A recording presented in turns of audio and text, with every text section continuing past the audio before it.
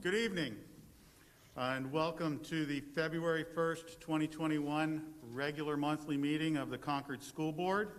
I want to thank everyone for adjusting to the 1 hour early in light of the coming storm. And I speak for the almost 4,000 students when I say thank you, Superintendent, for calling a snow day. Everyone is very thrilled with that. Our student representatives will attest to that. So I don't want to keep anybody here later than they have to so they can get home safely. So at this point, let's call the roll. And I will remind everyone to please state their name when they're making a statement or when they're speaking so that Lyndon, who is taking our notes today, can know who is making which statements. Sometimes it's a little difficult, so if you can do that, that's great. With that, Ms. Cannon, would you be so good as to call the roll? Absolutely. Can you hear me okay? Very, very clear, Gina. You're great. Okay. I just had some issues audio earlier. So, Pam Walsh. Here.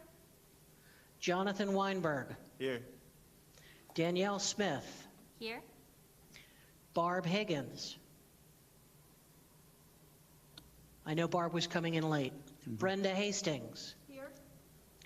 Dave Parker. I'm here. Kate West. Here. Jim Richards. Here. And I am here. So that is 8 of the 9 for now. Very good. Thank you, Ms. Cannon. I appreciate it very much. So with that, we will move on to approval of the agenda. In light of the fact that Ms. Higgins will be a little late joining us, I personally would like to make the motion that we move the instructional committee report, item number 7, to just past the capital facilities report. She should be joining us by then and we'll be able to make that. So if I have a second. Second. The motion was made by me, Lyndon, and seconded by Jonathan. Is there any discussion? With not hearing any, all those, we don't have to take a roll call vote because we are here in person in a quorum, but I will ask that we take a roll call votes for all of our roll votes tonight because some of our members are participating remotely. So, Ms. Cannon, will you call the roll for the vote, please? I will. Pam Walsh. Yes. Jonathan Weinberg. Yes. Danielle Smith. Yes. Recording in progress. Brenda Hastings. Yes. Dave Parker. Yes. Kate West. Yes. Jim Richards. Yes.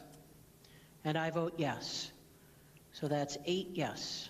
Okay, so the agenda is amended to move the instructional committee report to after the capital facilities report.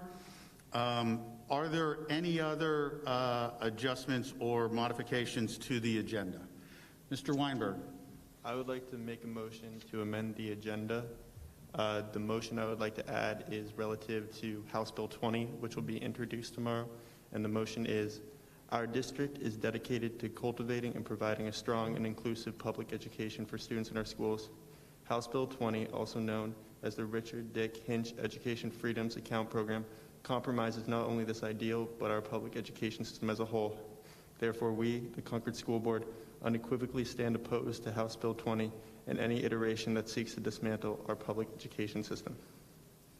Okay, the motion made by Mr. Weinberg is to include the statement he just read, and we will reread it again at the time.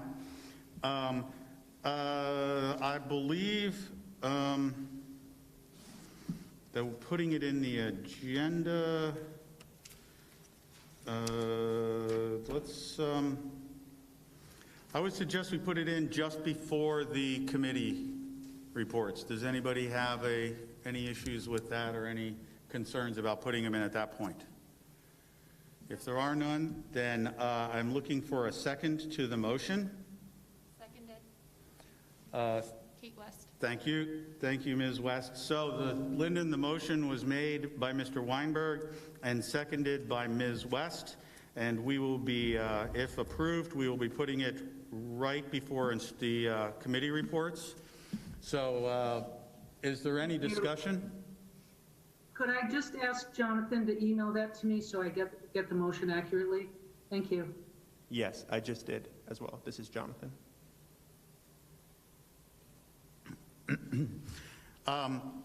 So he made the motion to add a statement relative to House Bill 20.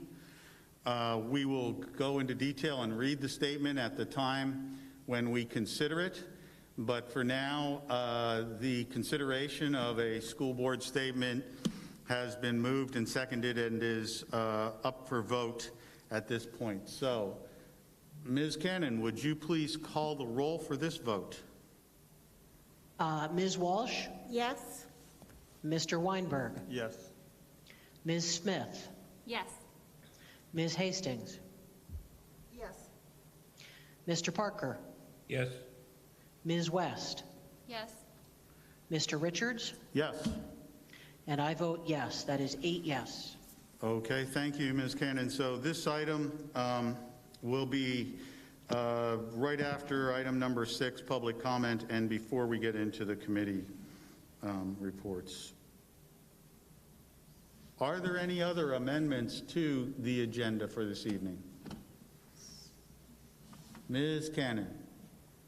Mr. Richards, do we still need a non-public session at the end of the meeting? That is an excellent question. Let me ask the superintendent. Superintendent, will we be requiring a non-public session this evening? Yes. Yes, we will. So that will be included at the end of our session. Thank you, Superintendent. And thank you, Ms. Cannon, for bringing that up.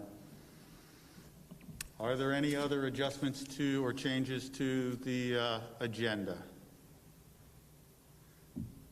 Not seeing any, do I have a motion to approve the agenda as amended previously? So moved. Pamela Walsh. The motion was moved by Ms. Walsh. Do I have a second? Second. Seconded by Ms. Smith. Ms. Cannon, will you take a roll of the vote for approval of the agenda? Ms. Walsh, Yes. Mr. Weinberg, Yes. Ms. Smith, Yes. Ms. Hastings, Yes. Mr. Parker, Yes. Ms. West, Yes. Mr. Richards, Yes. and I vote yes. That is 8 yeses. Thank you, Ms. Cannon. So the agenda is approved.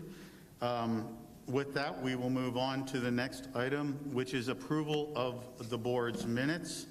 The minutes included are 2 meetings, both of which took place on January 4th, 2021. The first is the annual organizational meeting for the Concord School Board, and the second is the minutes of the regular monthly meeting of the board on January 4th. Does anyone have any corrections or amendments to the minutes? Not seeing any, do I have a motion to accept the minutes? So moved. Jonathan. The motion to accept the minutes for the organizational meeting and the January 4th regular meeting was made by Jonathan Weinberg. Do I have a second? Second. Danielle. Thank you, Dan. Thank you, Ms. Smith. So we have a motion and a second. Is there any discussion with regards to the minutes of those 2 meetings? Not seeing any, and please let me know if someone has a hand up behind me. At this point, Ms. Cannon, will you call the vote for approval of the minutes?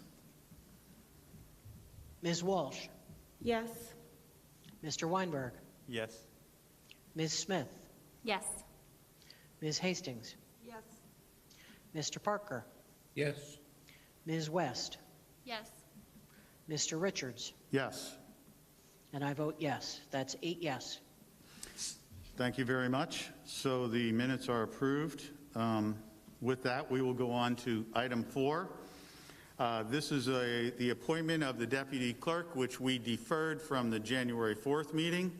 At this time, I would like to, and does this require a approval of the board? So at this time, I will make a motion to accept Patrick Taylor, Esquire, as the deputy clerk for the district. Mr. Taylor has agreed to serve in this capacity, as he has done in the past year at least, I think longer than that, actually. Do I have a second? Second, Danielle.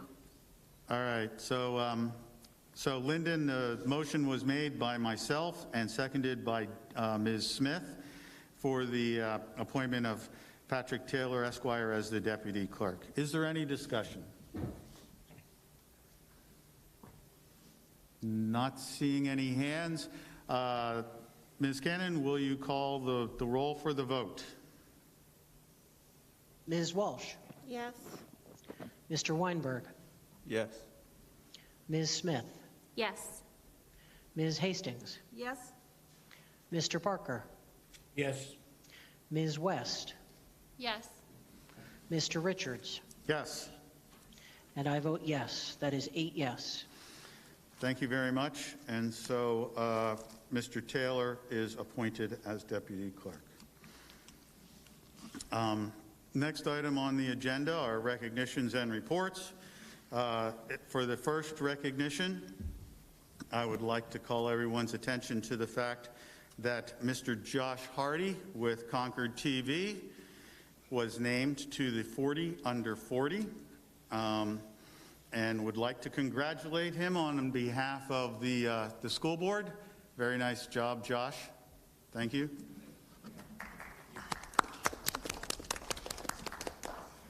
Please, if you have the opportunity, look it up and read the information with regards to Josh. In addition, also named on this particular 40 under 40 was former school board member Nathan Fennessy of Concord. Nathan is now serving on the city council. He's not with the board anymore, but we still congratulate him on his honor and commend the award, their choice of the award. Both Josh and Nathan have contributed greatly to the Concord School District, and we appreciate their contributions, and obviously they continue to contribute to the community of Concord and to the state. And thank you to the union leader for presenting that award. The next thing I'd like to do is to discuss the legislative online meeting we had on Friday. This meeting was just this past Friday, January 29th. I would like to thank we met with our local state senators, our state representatives, as well as city representatives of the city council on Friday to discuss concerns, issues, and pending bills that will affect the Concord School District and the Concord city taxpayers. It was a great meeting. I once again want to thank everyone who participated. We had great participation, and we discussed, very critical issues for the district. Everyone else can jump in, but I'm going to summarize pretty quickly here some of the things for those citizens that are listening right now. First off, we discussed the criticality of the absolute importance of having teachers and educational assistants vaccinated as soon as they possibly can. And we urged the governor and the state to move the vaccination of these essential workers that contribute each day with the students here in the school district to a position as soon as they possibly can be vaccinated. It's critical. And we were firmly supported in that. And hopefully we get them signed up and in the queue as quickly as possible. In addition, we discussed building aid. With regards to the Concord School District, the Runlet Middle School is and has been for several years, desperately in need of replacement. It is, I believe, 64 years old, I believe, if Matt was correct, and it is served us well, but we had we'll hear about it in the capital facilities meeting later. We are desperately in need of that, and state building aid, the restoration of state building aid was discussed, as it will absolutely help the district and the taxpayers in funding this project. We also discussed adequacy aid. This is an aid that's based on enrollment, and due to the COVID-19 pandemic, we have seen a drop in enrollment, which associated with the pandemic, that will have a significant impact on this coming budget. And when I say significant impact on the budget, I'm talking about a potential significant tax impact on the taxpayer of the district and the city. We are asking that the state take steps to not base it on this one-time drop, and that we are made whole, and they help us with regards to getting over this particular effect. In addition, the free and reduced lunch program is also taking a potential hit because of the pandemic. We are currently providing breakfast and lunch every day, including weekends, for any student that needs it. We are happy to do that. However, there isn't the normal sign-up for the free and reduced lunch, and we want to make sure that this program is also funded to keep us whole as we get through this epidemic. In addition, we discussed broadband equity. This is a very key topic for those students who do not have access or adequate access to the internet, which is critical during our remote periods, and very important with regards to those students receiving the education that they deserve. And then finally, we want to thank Representative Lunau and Representative Myler for bringing up House Bill 20 during our discussion. As you heard Mr. Weinberg speak earlier, this is a voucher bill. It's currently, it would definitely result in a reduction of funds from the school district, and that translates into an increase in taxes for our property owners and our taxpayers. So we are very concerned about this bill, and it was a point of discussion. And I urge everyone in the district to voice their opinion on the bill. Please call your state representative and senator and tell them that we are opposed to House Bill 20 if that's your choice. But as it currently stands, that bill would take funds from the school district, and we will be addressing that later today. Finally, we discussed the fact that this was an outstanding meeting, and that the school district needed to be abreast and a participant in the educational bills and actions that were taking place at the state level. And Board Member Parker is the chair of our City and Community Relations Committee, and Mr. Parker will be reporting to this meeting from time to time. I would hope monthly, but at least from time to time, to keep us abreast, and I thank him for that. That's all. I can comment on that when you're done. Sure thing, Mr. Parker. As soon as I'm finished, as a matter of fact, you're reading my mind, because I was just about to say, if any of the other members that participated on Friday's meeting wanted to say something, please go ahead. And Mr. Parker, I'll recognize you first. Thank you, and thank you to the board. You know, one of the things that we need to do as a board is weigh in on some of these, some of this legislation. As you know, the party of, the legislative has really changed parties, and there's going to be a lot of legislation that's going to be like House Bill 20. Besides losing, so I think I'm going to try to report to the board monthly, as well as notify people when bills are coming up. We would be powerful testimony. We're powerful voices. If we can give them a message, then I think it will be heard. House Bill 20, by the way, not only does it take money away from us because of numbers, it also encourages private schools where we would still be responsible for numerous activities. For example, we could have a student going into a private program and still be able to take a few classes at the public school, but not be counted as a student that's considered in school aid, among a number of other things. So I think it is important that we stay active with regard to the legislatures, particularly this term, because there's a lot of legislation coming up. So on that note, I'll ask other people to comment who were there.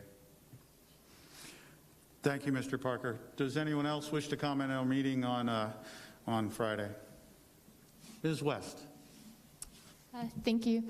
I would just also like to say, not to, you know, in the beginning you had talked about the support that we received from our local government in terms of vaccinating education and support staff as soon as possible. But the message that I think rose above from that conversation is that we all need to reach out to the governor if we can to say, you know, we really need our educators and support staff vaccinated. So that's just a important part of getting that message through, because it's at this point not being heard. So thank you. Thank you, Ms. West. Any other comments from our meeting? Not seeing any. I do want to encourage the citizens and those participating remotely in this meeting to reach out and make your voice heard, both to the governor and to the legislature as well. Next item on our agenda would be Ms. Cannon, would you like to report on the NHSBA Annual Delegate Assembly to which you attended? Absolutely. It was a very interesting experience to meet with 61 of the 160 school districts. 61 sent delegates to this assembly, and we were all on Zoom together. So that was 61 of us plus a half dozen people from the School Board Association. That was quite a Zoom meeting. The primary purpose of the meeting was to approve or reject a variety of different resolutions. The New Hampshire School Board Association tries to gather the member school boards and poll them for what they want to support in the legislature, and also to lobby the governor and various legislative committees for those items that the school board members feel is important. So if you'll recall, we all got a packet back in December that had a variety of different resolutions. We voted which resolutions we wanted to support and which resolutions we did not want to support. And so I'd like to report back what the New Hampshire School Board Association ended up doing with those particular resolutions. So the first 6 resolutions are standing resolutions that have been approved in the past. And those resolutions, if they are approved for 3 consecutive years, become part of the permanent policies of the New Hampshire School Board Association. So policies 1 through 6 are policies that have been approved in the past by the Assembly, and they were additionally approved again this year. They covered a variety of different topics, and they were voted together in a batch. The particular resolutions that were in front of the Assembly this year for the first time was resolution number 7 had to do with COVID reimbursement, that the legislature would reimburse various school districts for very particular expenditures that were specifically related to COVID. The New Hampshire Bar Assembly did not recommend to approve that resolution. We voted not to approve that resolution, and in the end, it did not pass. The School Board Association or the School Board Assembly felt that it was too narrowly tailored, and that there were a variety of different expenditures that may not be considered, quote, COVID related, but were in fact related to COVID indirectly, and those might in fact need to be reimbursed as well. Resolution number 8 had to do with completing broadband all the way out, the internet equity that you spoke of, President Richards, that people who did not have broadband because it was not fiscally sufficiently profitable for the internet companies to expand the broadband all the way out to the end of the line. So the resolution was that the New Hampshire School Board Association would lobby the legislature to complete the broadband all the way out to the end of the line. That was recommended by the Assembly. We approved voting in favor of that, and it did in fact pass the Assembly. Resolution number 9 was to increase the school building aid to more than what it was in 2000.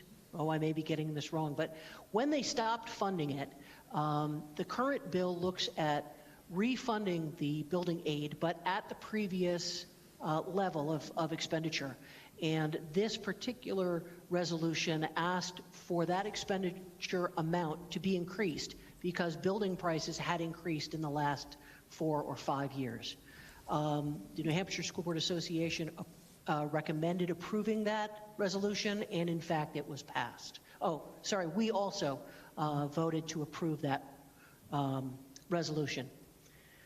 Resolution number 10 was in support of equity-based inclusive education.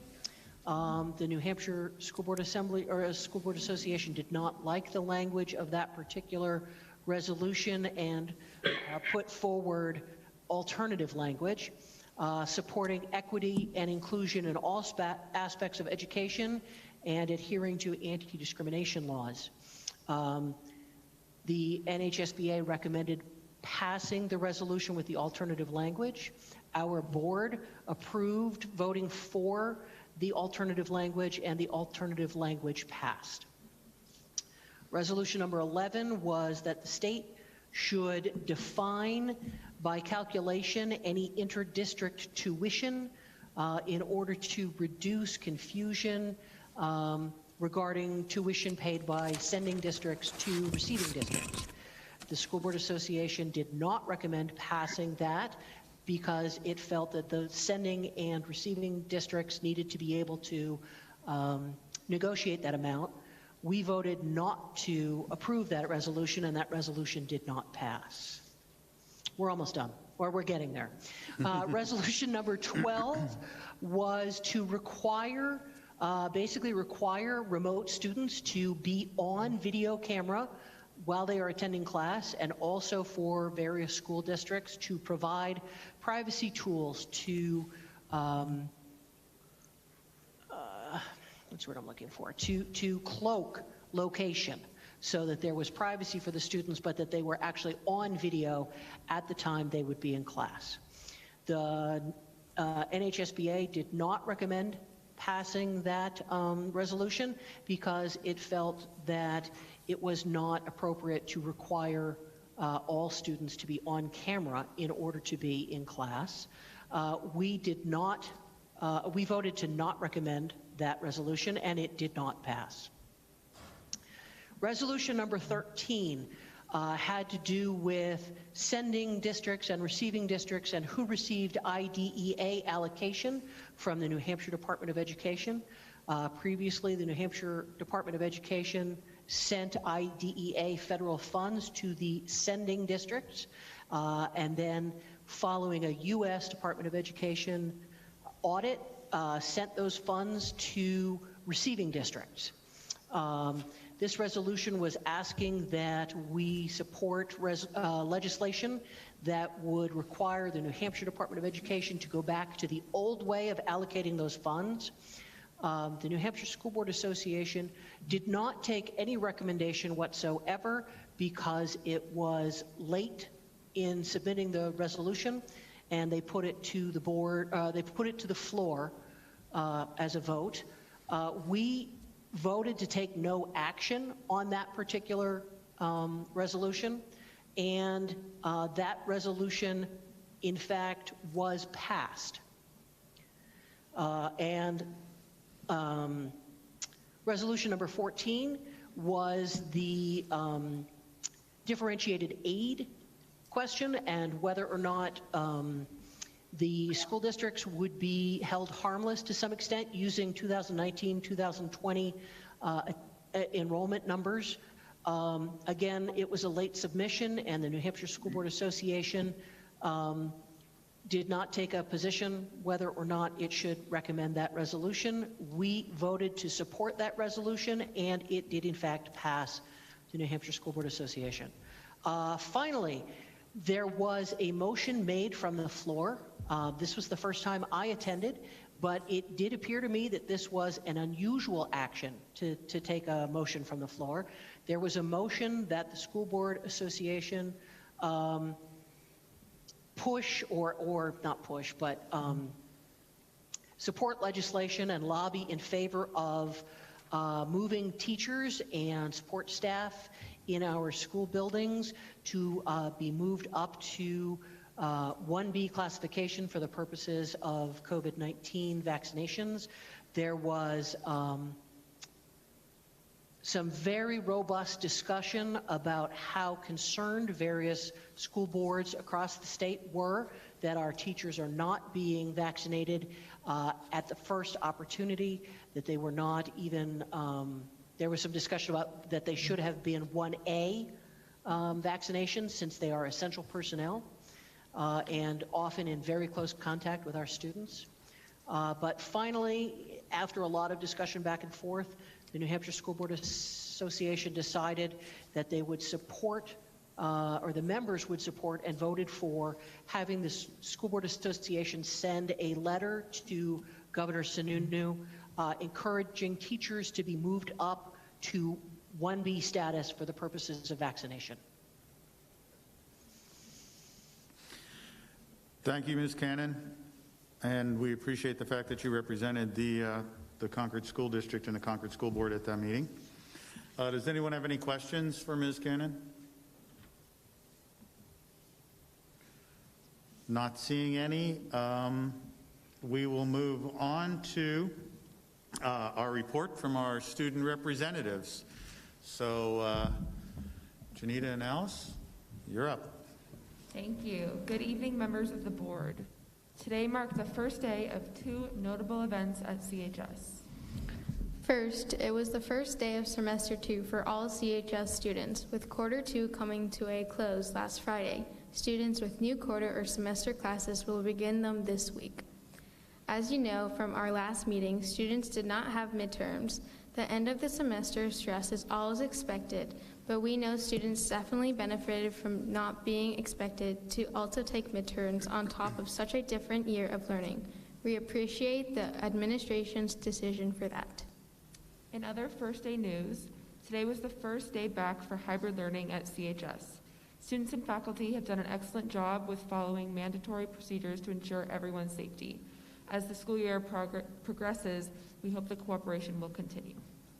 Just before the semester came to a close, sophomores and juniors participated in taking the PSATs, preparing for the SATs this coming April. Students were spread out within the classrooms, creating the mandatory distance required. All students wore their masks when on school grounds. Hand sanitizer and cleaning wipes were placed in all classrooms for students to use before and after the test. Participation in the PSATs was not required, thus creating a select group of students entering the building. In January, we also continued planning with Ms. Pally and Ms. Fisher-Anderson about gathering feedback on the bullying policy. It is very important to us that we not only gather this input, but do so in a way that is easy for participants to understand and in line with how the policy is structured.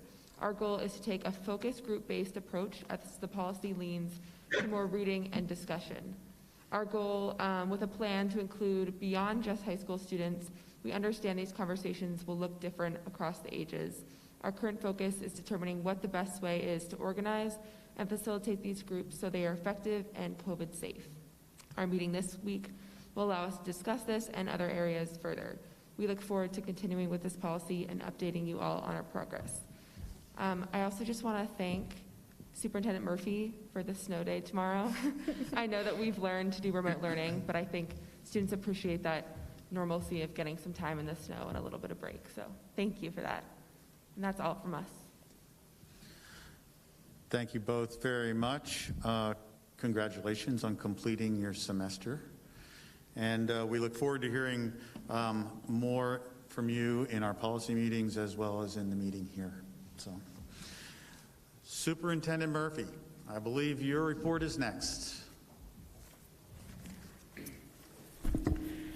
Thank you, Alice. Unfortunately, here we go again with this. Yeah. I'll just hold it.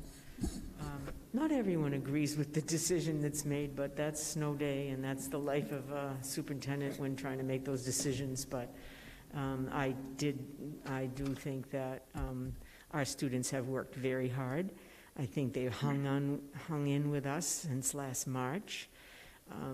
There were no snow days then, and I just thought, tomorrow was ideal for everyone to take a breath. They came back after the holidays. They worked hard. They did the best they can around safety, and they'll have another three weeks before their next break and their February vacation. So it seemed an opportune time for everybody. So thanks, Alice. Appreciate it.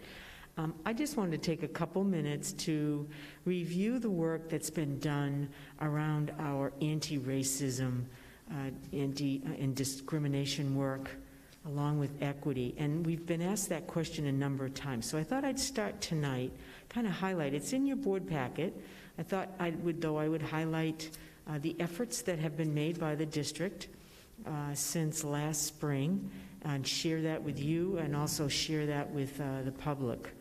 And it began last May, and under the leadership of our Assistant Superintendent, Donna Pally, and Interim Superintendent, Frank Bass. They brought a group together to address racism and equity issues in the district. That was back in May. And then in June, right after the students held a rally at Memorial Field around Black Lives Matter, the board penned a beautiful letter with the assistance of Jen Patterson, I believe, and Liza Ponier. That letter was sent to the Concord Monitor and various media outlets. It's also posted on our website. And that pretty much outlines the support that the board has and the commitment they made to addressing racism in Concord.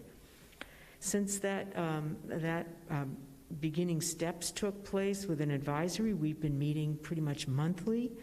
The group participation includes teachers, students, administrators, parents, local agencies, and local activists. In September, of this year. The New Hampshire Listens was selected. As many of you know, that's an organization out of UNH, part of the Carsey Institute of Public Policy. And they were selected to be the facilitator for the advisory, as well as providing training for our staff. And that happened back in September. Right now, the group is working, our advisory is working on terms of agreement, as well as the purpose of the advisory, all in an effort to move towards creating a mission and a vision for the work. And I think we'll have that done after our next meeting, as a matter of fact, this month, February. We also had, we drafted a matrix, and that matrix was just an action plan. What were some of the steps that we needed to take as an advisory to address anti-racism and equity in our schools? We were going to look at things like hiring practices, training for our staff, our administrators, our students, addressing policies that would impact our district over the course of time. And so that matrix is available and posted on our website. We also had a committee that began to look at hiring practices, restorative justice. We just agreed to our relationship with Suffolk University, who will help us with the concept of restorative justice, and as well as a very detailed plan of resources that we've posted, so that people, not only our teachers, our students, but our community, have resources that they can use in terms of the work. To date, our administrative team has an administrative council. That's anyone who is in charge of a department, or a principal, assistant principal who carries an administrative work. They've received 6 hours of training. They will be receiving 2 more hours this month, so we will continue with that training. We're also in the process of developing leadership teams, teacher leadership teams. They will receive the same kind of training that the administrators have, and that will all funnel into the schools at all levels, from the early kindergarten youngsters all the way up to the high school. I think I've mentioned before that our administrative council has a book group, and so we meet and we're reading Why Are All the Black Kids Sitting Together in the Cafeteria? Great book. Recommend it to everyone. And our school board, and as you know, has received their first training, and I hope it's the first of many more. I think we had a great day that day with our first training session together, and I hope that we will continue that. The district has also revised a number of policies. We've identified and revised the non-discrimination and equal opportunity, the Title IX sexual harassment, professional expectations has been revised, along with reporting child abuse and neglect, employee-student relations, sexual harassment, student safety and violence prevention, and communication of complaints about district employees. I think you also heard from Alice tonight that they're working on revisions around the bullying policy. We're meeting with students to get their input as we move forward to develop that.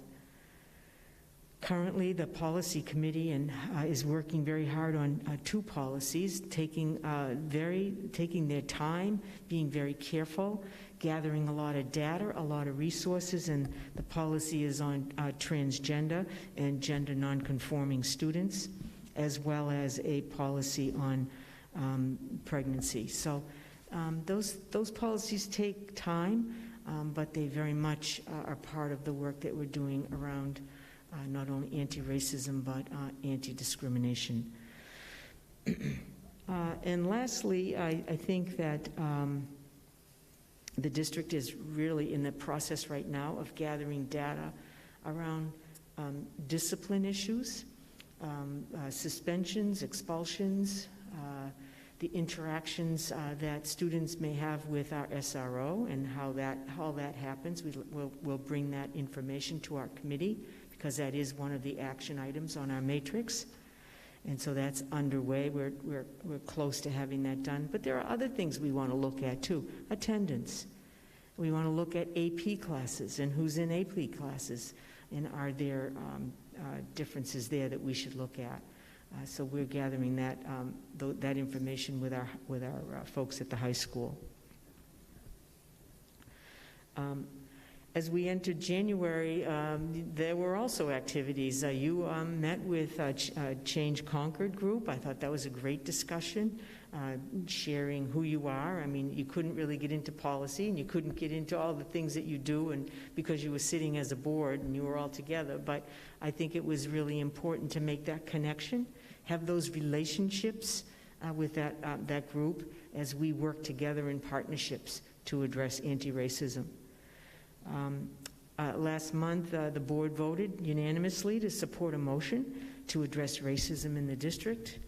I think that's an important message to everyone about the commitment that the school board has around anti-racism. And last but not least, just last Monday, we had a fabulous workshop, full day for our entire staff, and it was on social emotional learning with an equity lens. So there were topics around social emotional learning, but also workshops around racism and topics, anti-discrimination topics. So a great day. Special kudos to Assistant Superintendent Donna Pally. She did a fabulous job with her committee organizing that event.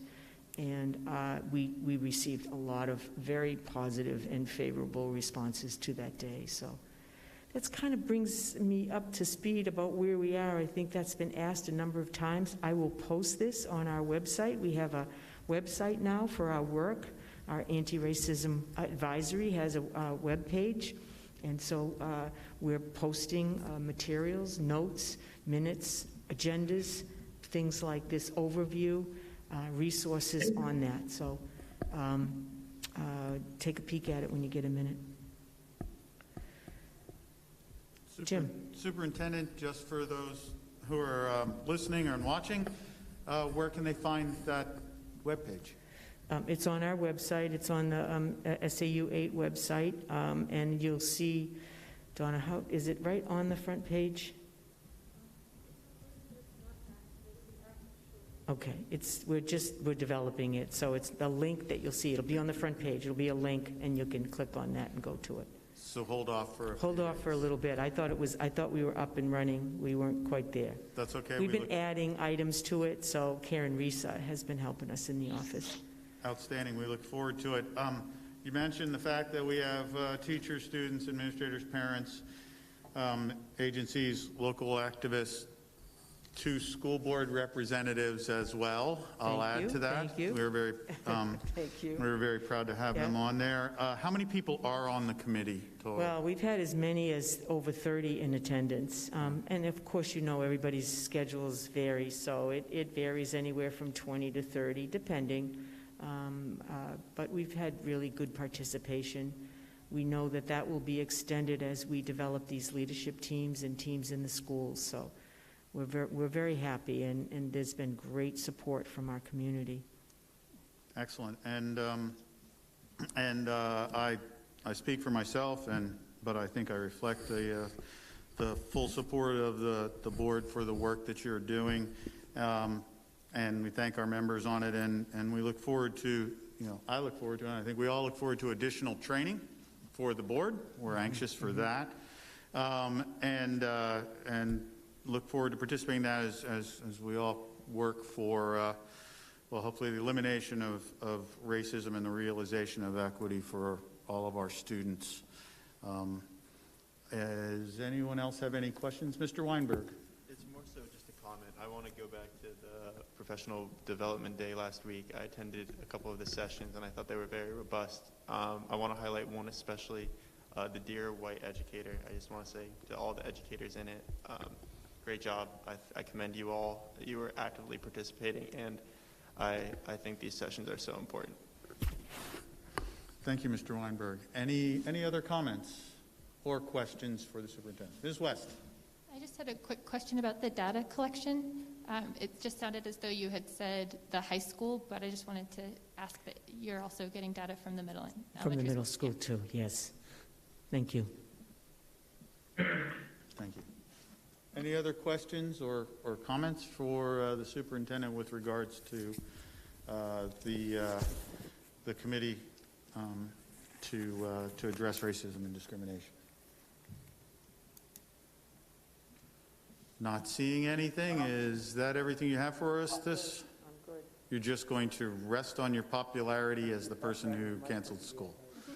And I know that you did it strictly for the considerations of safety in travel and the difficulty sometimes of connections and the possibility of power outages, right? Not just to give everybody a good day. Thank you, Superintendent. With that, that concludes our recognitions and reports. So at this point, I would like to invite public comment on agenda items only. There will be a general comment on any topic at the end of the meeting, a little later in this meeting. I will remind you to please limit your comments to 5 minutes per our policy. Mr. Dunn, do we have anyone who has any comments? Anybody? So, as you know, tonight we moved to Zoom, so it's a little different for me. I haven't really orchestrated one of these, so someone would need to put their hand up, and then I can call on them that way. That's my understanding. So, as of right now, I don't see any hands up. Okay, please, if you want to make a comment, put your hand up. In the meantime, is there anyone here in the audience that would like to make a public comment? If so, please step over to the microphone.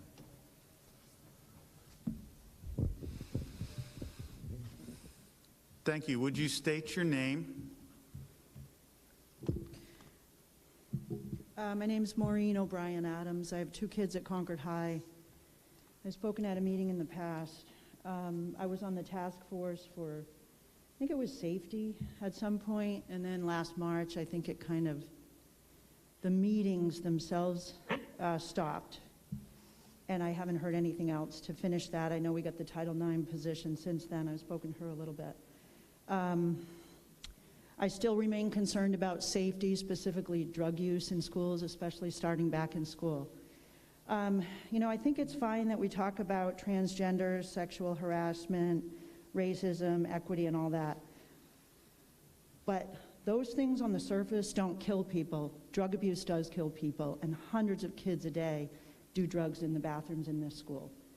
It's a national average, it's a state average. We have super high suicide rates and drug abuse rates. I work in 2 emergency rooms in New Hampshire, and it's a big concern, and I think we need to continue to focus on that topic.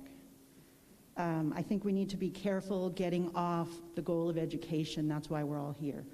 I remain extremely frustrated with the lack of actual education with curriculum that my kids have not had or have had the small amount in an entire year.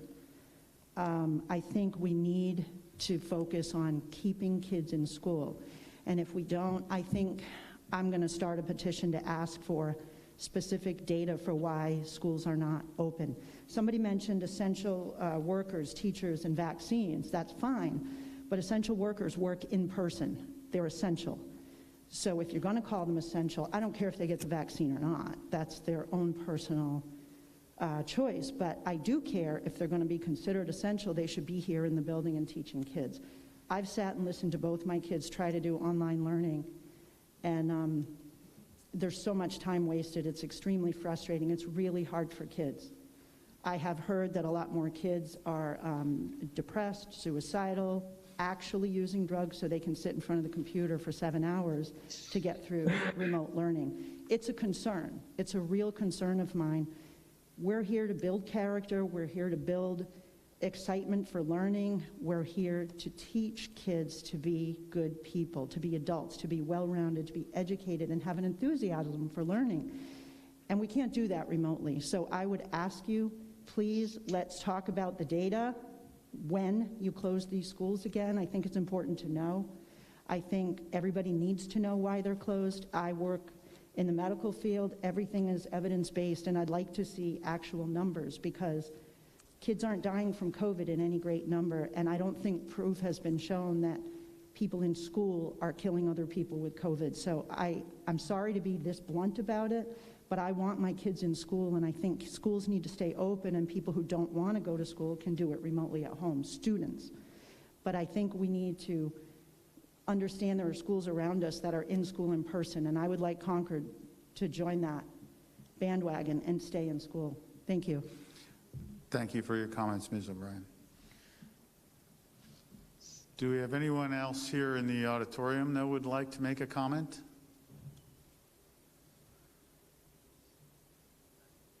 Mr. Dunn, do we have anyone pending and waiting on online that would like to make a comment? So far, no. Okay, there will be another comment opportunity towards the end of the meeting. I believe it's item number 11 on our agenda. At that time, anyone in the public is welcome to make a comment on any topic, and we will come to that. The next item on our agenda is a report from the Communications and Policy Committee. Ms. Cannon? I'm sorry, Jim, I'm sorry, but you would put Jonathan's resolution at this point? Oh, you're absolutely right. Thank you. I missed my own little mark. Thank you very much, Lyndon, for correcting me and holding us to our agenda. At this time, we will address the addition to our agenda with regards to our statement relative to House Bill 20, HB 20. Mr. Weinberg, would you like to state your motion and any discussion? Of course. The motion is, our district is dedicated to cultivating and providing a strong and inclusive education for students in our schools. House Bill 20, also known as the Richard Dick Hinge Education Freedom Savings Account Program, compromises not only this ideal, but our public education system as a whole. Therefore, we, the Concord School Board, unequivocally stand opposed to House Bill 20 and any iteration that seeks to dismantle our public education system.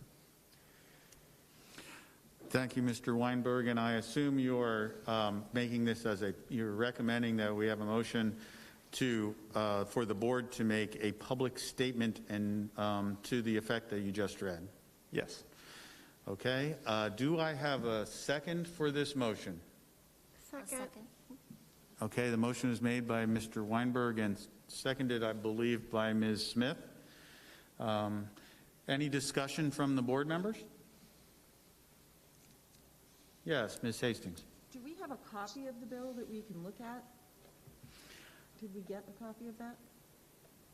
I believe that this information with regards to the bill, as well as the information relative to contacting your legislator, is on www.gencourt.state.nh.us. But we don't have one here? Let me see if I can get into that. I can pull it up. Unless someone else has it. Yeah. I'm going to try bringing it up too.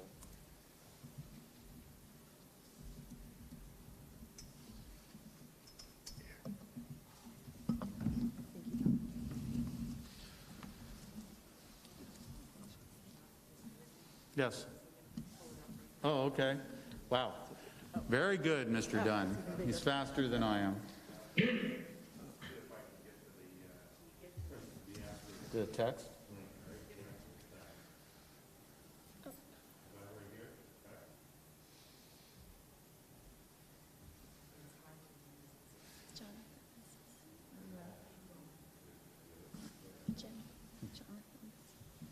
Yes, yes, Mr. Weinberg. Well, it's kind of perfect. We segued because I was going to ask if I could kind of discuss what the bill was for everyone watching. So, voucher bills are very common.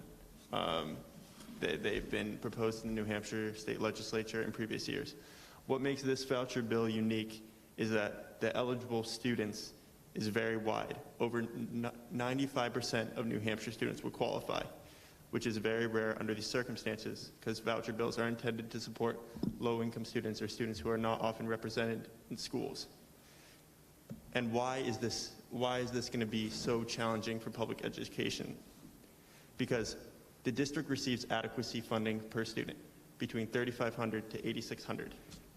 What this bill will do is take money, extract from the Education Trust Fund from the state, which is used to distribute the adequacy money, and then give it to a independent scholarship fund, which will then distribute the money from there. There's limited oversight of how this money will be used, and as well as students with disabilities are required to cede their protections. Overall, we would see the effects in this district because of some students who would not be, and overall taxes would most likely be raised due to this. Thank you, Mr. Weinberg. Ms. Walsh. I would just add to that, I think two of the things that concern me, this will be public money going without the public accountability that we are required to meet, whether it's testing or assessment or standards.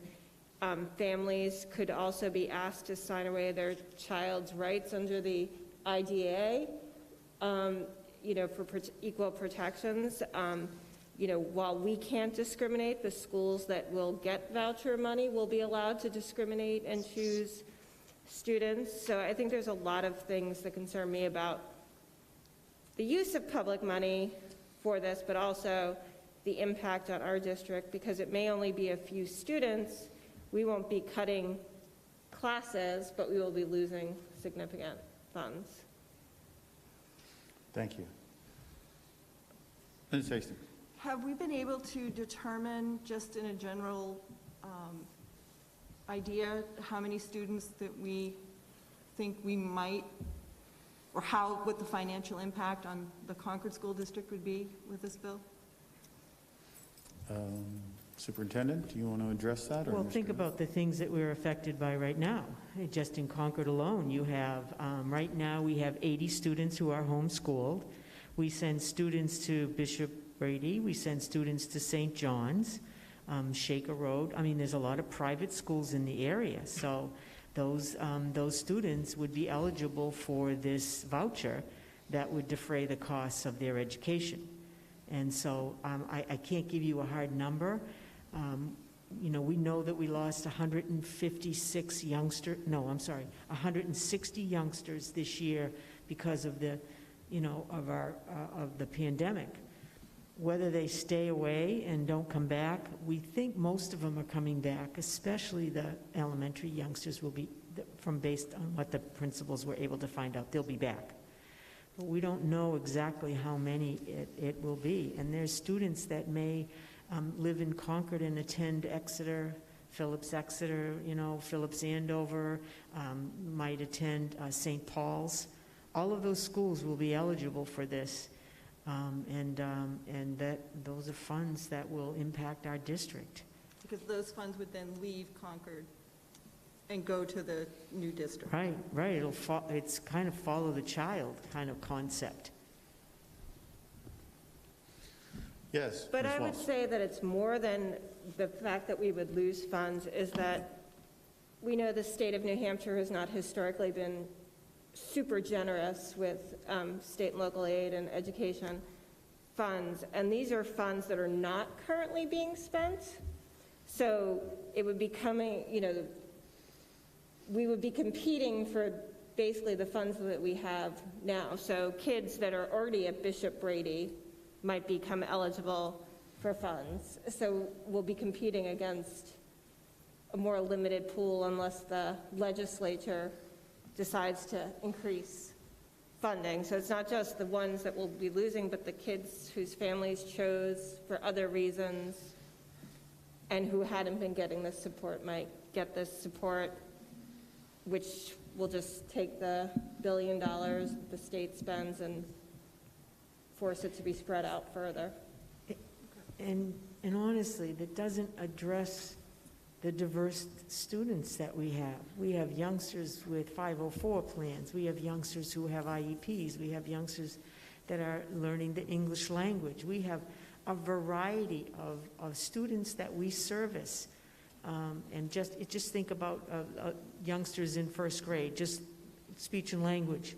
And they may not have an IEP, but they get extra help with speech and language. They resolve that, and that doesn't necessarily have to be the case when they attend those other schools. So we are very concerned about the funding. I am very concerned about our students and the services that they will receive, and it will be optional.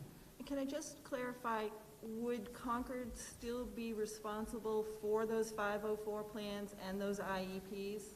No. We would not be responsible for writing those or doing the testing for those? Well, I think that's still a little up in the air in terms of the way the language is and the deliberations around this, but in the past, no, the school didn't necessarily even have to take the student. And so there's still a lot of inquiry around that, students and who's responsible. For instance, in the charter schools right now, if we send a student to a charter school, we have an obligation to provide the services. So if a youngster needs OT and PT and they're at the charter school, the school district has an obligation to support that. We either pay for that service at the charter school or we send somebody to the charter school to deliver that service. Okay. So I'm not sure how this is going to fall out yet. There's still a lot of interpretation to it. Okay. Thank you. I'll keep an eye on that bill. It's going to be heard tomorrow over at the legislature. Thank you. So, Ms. Higgins, I believe you have your hand up. I do. So I also know, so I work at a charter school, VLAX, and VLAX does not provide special ed services. Those students at VLAX receive their special ed support from the sending district. But with the pandemic, we have elementary students now. Some of them are kindergarten and first grade, and lots of the parents had re-registered their children as homeschool. When you homeschool your children in New Hampshire, you give up your right to have the local district provide testing and services. They need to be registered through the district to receive those things. So if this money can be used for homeschool families, we're now giving people money to educate their kids without providing the service. Like as a special educator, there are so many red flags to this for me as to where the funds come from, if the services are even implemented. And like Pamela said, the accountability for the money. If you're a very hardcore religious family in one religion and your tax dollars are going to a student to go to a school of another religion, now you've got the whole religious piece involved.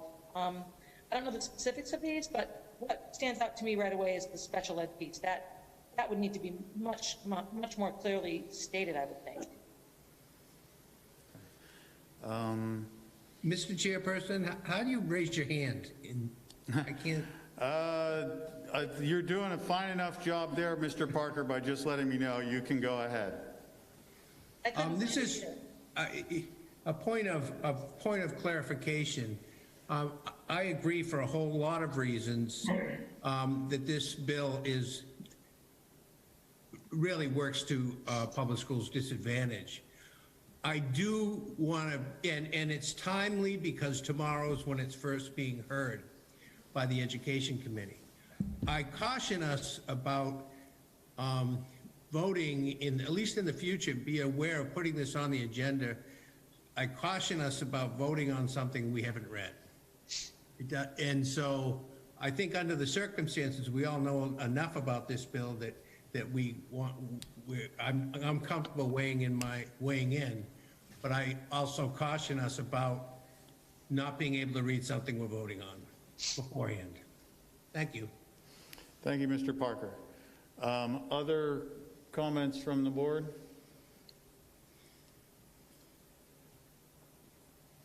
Mr. Weinberg. I just want to say to everyone on the board, I also sent you in an email the motion. Thank you very much. Other discussion? Ms. Cannon.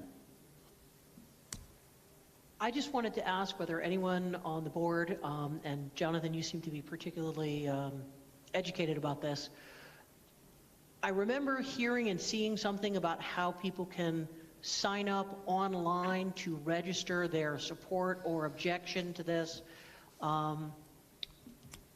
don't know if this is the appropriate forum to let people know what that procedure is, but where people can find out how to do that, if you know. Yes. You go to, does a website doesn't appear to be working, but it should be also on the general court .state.newhampshire.us. They'll have a section that you can go to a calendar and select what day, and then from there you can select what bill you would like to vote on. If you give me a second, I can find the exact information. You go to general court, you It's look up the, the education committee, and then you look at the date, and it will come right up. And then there's 2 or 3 clicks where you can either, testify, choose to testify, choose to comment, or just choose to vote in favor or against the bill. You fill in your name, your address, I believe, your email, telephone number, and then you send it. I know because I did it earlier today. Thank you, Mr. Parker. Other comment from members of the board?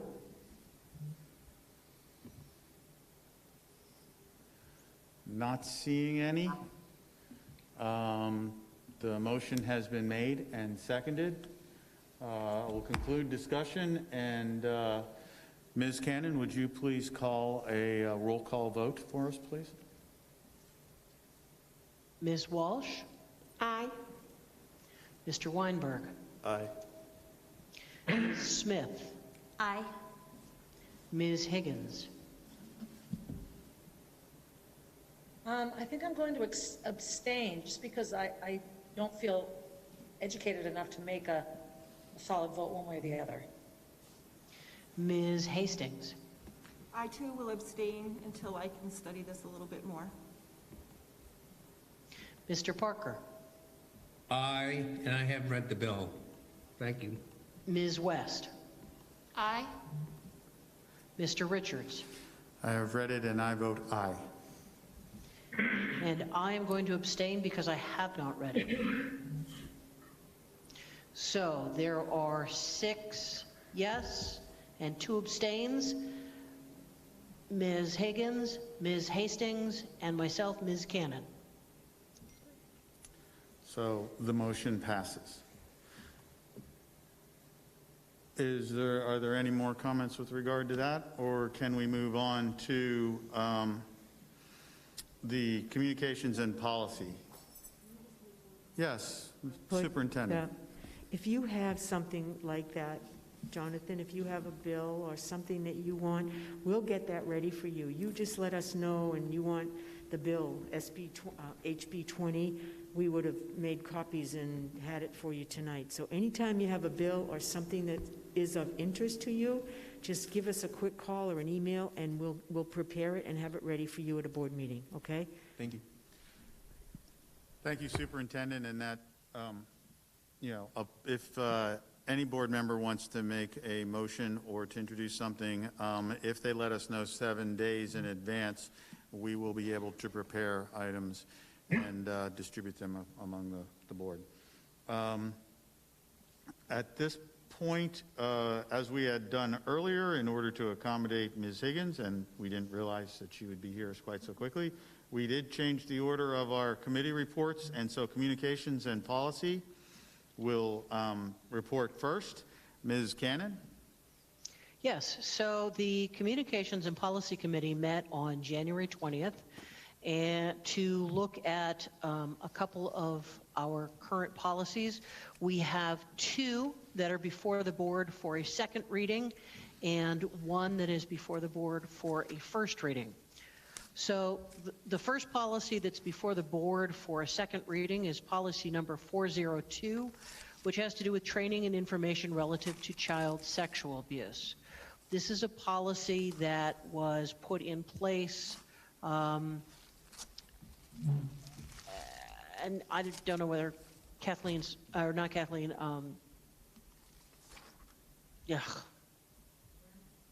Karen is here, but I'm here if you need me.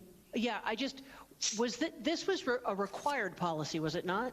Yes, it was, and it was in part of the background investigation and criminal records check policy as well, 462. They came together. Okay.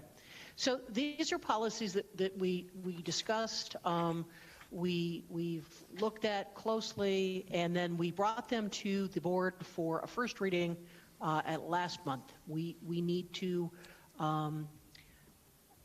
officially have them in our packet for a second reading, and then we need to have the board vote to approve, or I guess send them back to committee this evening. So that's 402 for the training and information relative to child sexual abuse prevention, and the background investigation and criminal records check. Before we actually get to the motion, the background investigation and criminal records check, we had some discussion at the last policy committee meeting about that, and had to do with who can perhaps help support administratively that background and criminal records check, the taking of fingerprints, the fact that with COVID, there was a delay with getting people fingerprinted who were volunteering in the schools, and there was some issue with people being able to get to limited appointments that were offered by the state police. So there was some discussion about whether or not there were other organizations, other methods, other times that might be able to be more convenient for parents who wanted to volunteer and who needed to have the criminal records check done. Notwithstanding all of that, we still need to vote on approving those two policies, 402 and 462, this evening. Before we get there, we also discussed at that last committee meeting policy 890, designated volunteers. Initially, there was some discussion about were all volunteers, quote, designated volunteers, because by definition, designated volunteers needed to have the criminal records check. After discussion with the administration and various building principals, the decision, or the recommendation, I guess, to the board was made, or to the committee was made, that all volunteers at this time be considered designated volunteers. That way, all volunteers that are in our schools have had criminal records checks. We felt that in light of just everything, that would make parents and everybody else much more comfortable to know that everybody that was in our schools volunteering had been vetted. Ginny, this is Larry Prince. I can tell you that that is our practice. We've been doing that. Every volunteer is fingerprinted and background checked. And I just want to add that the state police have done a much better job being reactive and responsive to our requests for fingerprinting. So we've had no delays recently. I'll say within the last couple of months, it's gone very well. So. Oh, that's great news. Yeah. I know at the beginning of the year there was quite a backlog. So. Yes, there was, and they were not even taking calls, but that has opened up now, and it seems like we're in pretty good shape. I've not heard of anyone having an issue with the delay. That's great. Gina, so, yeah. Nice job on describing what we went through. But what I was going to say, one of the challenges was we could not find. We're not aware of another alternative for getting this done either, correct? Well, there may be a possibility to next year have administration go to open houses so that parents who are going to open houses who want to volunteer in their kids' school may be able to be fingerprinted at that particular event, which would perhaps preclude them from having to go up and get it done at the state police. We did do that. We had a state trooper come down. I want to say we did it at Krista and maybe one other elementary school. I think this was last school year, 18-19 perhaps. And that's we were pretty successful doing that. I'd be very open to doing that again. Thanks, Larry. Yep. Thanks, Larry. You're welcome. So I'd like at this point to make a motion that the board accept as written the policy number 402 for second reading and to approve it. So The motion has been made to accept policy 402 upon its second reading by Ms. Cannon. Do I have a second? Second. Seconded by Ms. Walsh. Ms. Walsh, I think. I'm sorry, I couldn't see. Then seconded by Ms. Walsh. Is there any discussion? Not seeing any. Ms. Cannon, we call a roll vote for that, please? Certainly. Ms. Walsh. Aye. Mr. Weinberg. Aye. Ms. Smith. Aye. Ms. Higgins. Aye. Ms. Hastings. Aye. Mr. Parker. Aye. Ms. West. Aye. Mr. Richards. Aye. And I vote aye. That's 9 unanimous. Thank you, Ms. Cannon. Next is policy number 462, which is the background investigations and criminal records check. I would like to make a motion that the board accept it as a second reading and approve the policy. Motion was made by Ms. Cannon to accept the second reading and approve policy number 462, background investigation and criminal records check. Is there a second? I'll second. Seconded by Ms. Smith. Is there any discussion? Ms. West. I just had a couple questions. One was the reason for section E. Karen, did you want to take that?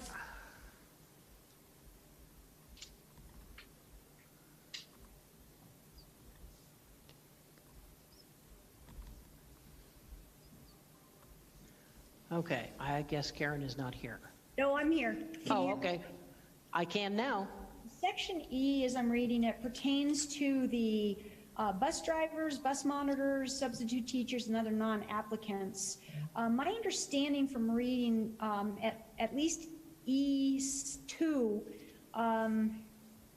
was there was a change in who was paying for this and overseeing it. I believe now the requirement is that that will be handled by the New Hampshire Department of Education.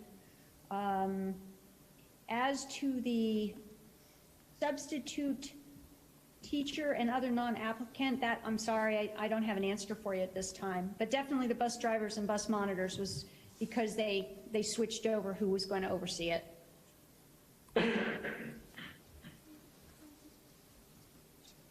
Ms. West, did that answer your question? No. Superintendent. So the reason that they do that for substitutes is because it's not specific to a school district, so that the report, the criminal record report, is released to the substitute, and they can carry it from one district to another, Bow, Concord, all the area. Usually that's what a substitute does. They're not specific applicant to just one district. So they have criminal record check, but they often have the ability, it doesn't get sent directly to me, they get it so that they can use it in the various districts that they work in. The bus drivers have a process that they must go through that's a little bit different. As you know, they have all kinds of requirements, including drug testing and other things that is done by the Department of Transportation as well as the Department of Education. So that's why you saw a little bit difference in those two. Does that help, Kate? It does. I also had one more question if nobody else. I also had a question about section H. It says final offer of employment. No applicant shall be extended a final offer of employment or be allowed to serve in the district if such person has charges pending or has been convicted of any section B offense. And so that is overriding any discretion of yours, correct, as a superintendent? That means... Right. I mean, I want the criminal records check, as part of the application process. Once they've been determined that they're an acceptable candidate and they're going to be an employee in the district, they're immediately sent to the state, state police to have their fingerprints done, or they can go to local police stations and get it done. And as Larry described, we're getting those results back very quickly. And so like just this week, we had some student teachers we had to wait on until we got their criminal records checked before they could start their student teaching experience. I don't know as I've waived anybody at this point. I want to make sure I'm reading it right in terms of your question. Is that what you were looking for, Kate? I guess my concern or my question is that the district is saying that there is a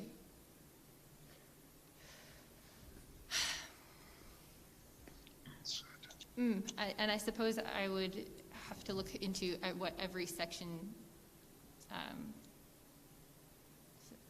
section 5. Yeah, Go ahead. I think that we wouldn't be allowed to hire people who have been convicted of certain offenses under state law to work in schools. You know, it's not every criminal offense, but, you know, sexual offenses. It's usually, it's a felony. It's a felony. There are occasions when there's a misdemeanor. And I'm the only one that gets those reports. So from the state police barracks and the FBI, those two things are done. Those reports come directly to me. No one else opens it. It says it right on the envelope. It's for only a superintendent to open. So I open them. I know who they're waiting for because they send me a list from downstairs from HR of the folks that they're waiting for, so that as soon as I get those reports, I review them. And again, a misdemeanor does not prevent them from employment, but a felony does. And there are certain specifications, as Pam described, that, you know, they cannot be employed. I think, the RSA lists very specific felony convictions. Most are crimes against kids. Right. Any kind of violent crime, those things are automatically, you know, would not would preclude us from hiring anybody. Karen? Correct. That's required by state law, right? We are required to include that by state law. That's correct, and they're delineated offenses, and Larry's correct. They have to do with like child sex abuse cases. I can tell you there's a recent one, prostitution and related offenses, those kinds of things. So they're specifically, as he said, they're delineated by law, yes. Thank you. Other comments or questions? Yes, Ms. Hastings.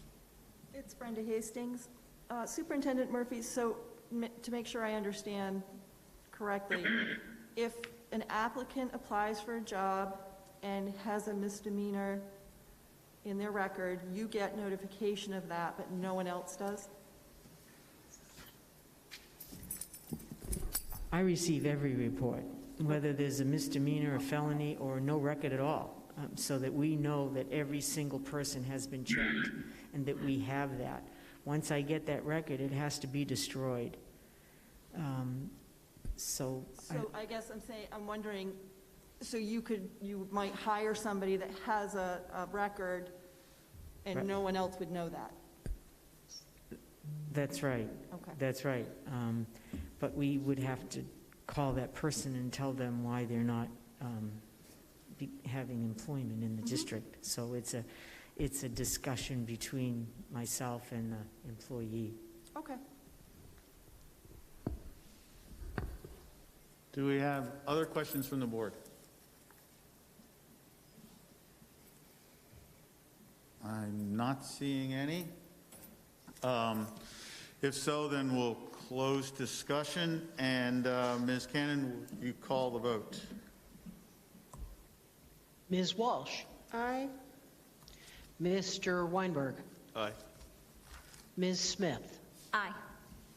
Ms. Higgins? Aye. Ms. Hastings? Aye. Mr. Parker? Aye. Ms. West? Aye. Mr. Richards? Aye. And I vote aye. That's 9-0. Thank you, Ms. And Cannon. then And then lastly, we need to, where are we? Look at doing a first reading of policy 890, designated volunteers. The change in that is that we have basically decided that all volunteers will be considered designated volunteers and thus be subject to the background investigation and criminal records check. Thank you, Ms. Cannon. Policy 890, with regards to district volunteers, is included in your board book and presented for a first reading to the full board. Anyone who has any questions or comments should refer them to the Communications and Policy Committee, and this will be scheduled for a second reading at an upcoming meeting. Is there anything else, Ms. Cannon? Nope. We did briefly touch on or do some more work on the transgender and gender nonconforming policy, and we did also do some work on the pregnant student policy. Question what that's actually going to be called in the end. But we did continue work on those policies. We continued the discussion. Those are very, very sensitive topics, and we are trying to take our time and get it correct. Thank you. Gina, I think that was the discussion as well, where we were thinking it might impact facilities. Is that correct? That is correct. One of the questions that was brought up in the meeting was regarding the transgender and gender nonconforming students, whether there was sufficient appropriate facilities, perhaps non-designated facilities, such as we all have in our own homes, so that these youngsters who are transgender or gender nonconforming are not singled out for extra attention when using the restrooms or when changing for gym class or sports. And whether or not we had the facilities to provide them with, or whether we had the building parameters to provide them with appropriate facilities. Sorry, go ahead, I interrupted. No, I actually jumped on what you were saying. I apologize. There's a little lag in my speaker, I think. I can tell you that Matt Cashman has been out to the schools. Specifically, I know he did the middle school and the high school and has taken inventory of how many gender-neutral bathrooms, and if we do have a specific changing room close enough to the gymnasium like we talked about last time. So at our next policy, our communication policy committee meeting on the 16th, I will have those numbers for you, and so we can move on from there. Thank you, Karen. You're welcome. Thank you, Ms. Cannon. And for anyone who wants to read more details with regards to our discussions, the minutes of that meeting are posted on our website and available for everyone to read. Is there anything else, Ms. Cannon, with regards to the Communication and Policy Committee? No, I think I've been long-winded enough tonight. Well, thank you very much for your report. There was an awful lot of information there for us. Next will be the Capital Facilities Committee meeting of January 27th. Ms. Smith, can you give us a summary of that? Sure. So just this past Wednesday, the Capital Facilities Committee met for the very first time as a new committee. We met at Runlet Middle School because Runlet really was the agenda of the night. It was exciting to sort of bring talks of our middle school project back off of the back burner and back to the spotlight again. When we opened our meeting, Matt Cashman spoke a little bit about what has happened in the past with Runlet. We unfortunately did have to sort of take a break from some of the progress that we had made up until that point. And he sort of helped especially our new committee members sort of know just recently what we had been working on before that point. And then we sort of said, okay, so where are we now and what can we do to push this project forward? Because it really has been stalled for quite some time. The key sort of dates, I think, that he presented to us was that the big one we're really looking at right now is January 1st of 2022, having a letter of intent to present to sort of start the process of really formalizing this and applying for building aid. And with an end date of hopefully having approval and getting shovels in the ground, hopefully by 2023. So after he sort of had brought us up to date on that, we did do the tour of the school. It was sort of nostalgic, I think, for myself, having been a student there, to see how much really was the same even now. And so we kind of ended at a spot where we said, okay, so what are we going to do now? We have this huge project. We're a very small committee. We don't want it to stop again. And Matt and administration had really said, I think the next thing we need to do is submit an RFP for schematic design. And I'll tell you that when that was first presented, I thought, okay, so that's a blueprint of what our new school will look like, and I was definitely mistaken on what that is. It's definitely a much more interactive process. So we as a committee, as a board, and as a whole community have a lot of say into what we want this new middle school to look like. And that's a whole part of this schematic design. So it's not just some person sitting by themselves building a school for us on paper. It's a lot of meetings with the community, meetings with teachers, meetings with students to really get a very strong picture of what we want, but it's not necessarily something set in stone. It's something that will be molded and changed and revised as we go through the process and sort of fine-tune what we're looking for as a school. That being said, we didn't necessarily come out of that meeting with a formal motion for the full board. We sort of just wanted to let everybody know that Runlet is back. Give people some time to sort of percolate on that a little bit. We would, at some point in the very near future, like to sort of get that request for an RFP on an agenda, not necessarily even as far out as our next March meeting, but maybe even at the end of one of our budget meetings coming up soon. So that's where we sort of left off. I'm not sure, actually everybody that's here was at that meeting, so if anyone else has anything or I left anything out, feel free to jump on board. It's Brenda again. I just wanted to say that 3 years ago, the board had done a lot of work. We still, fortunately, have all of the work that was done before, all of the notes from the public meetings and the committee meetings that happened back then. And many of the plans, fortunately, are still viable, which is important because it does save a fair amount of money and a lot of work. So we still have a ton to do, but there's a lot of good stuff already out there for us to look at. Right. We don't want to go back and redo things that we already have done. Right. Thank you, Ms. Hastings. Just for Lyndon's benefit, I want to make sure that she realized it was you. I would also like to thank Mr. Cashman for being such and Ms. Smith for providing such an informative evening. The board loves field trips. We always enjoy being in schools, even if no one else is in there at the time.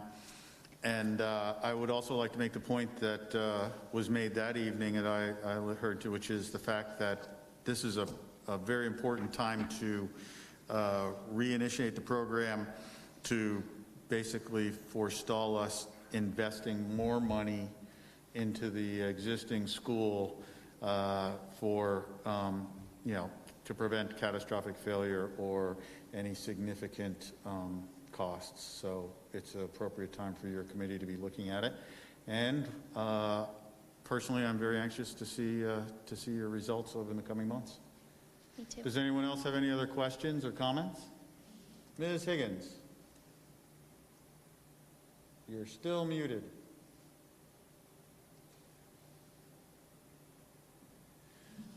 I think Mr. Dunn stepped away. Can we,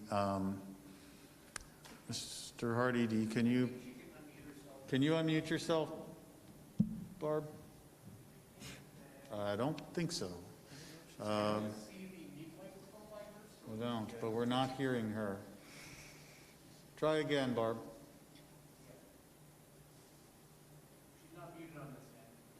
You're not? Okay.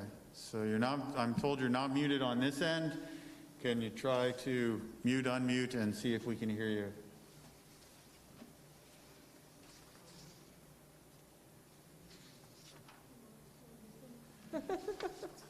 No, unfortunately.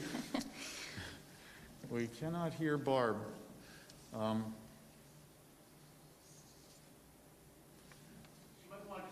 Yeah, I was going to say, Ms. Higgins, may I suggest that you leave, close out of the program, and then jump back in and see if that resets your microphone. Does she hear us? Nope. Yeah. And we'll just take a moment to wait.